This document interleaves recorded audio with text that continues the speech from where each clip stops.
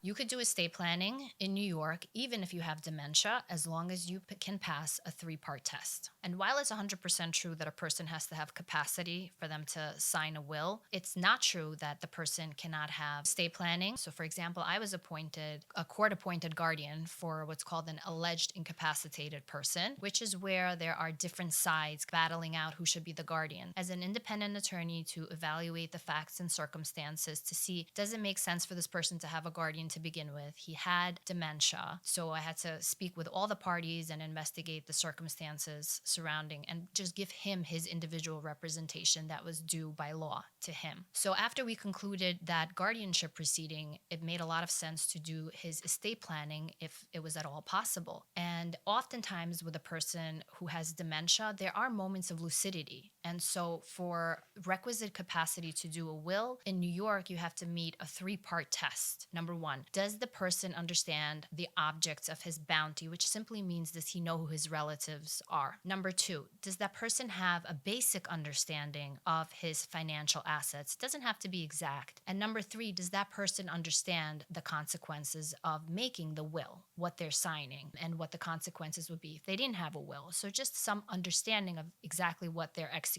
That's the three-part test that a person must pass in order to have the requisite capacity to sign a will in New York. And even a person with dementia can meet that three-part test.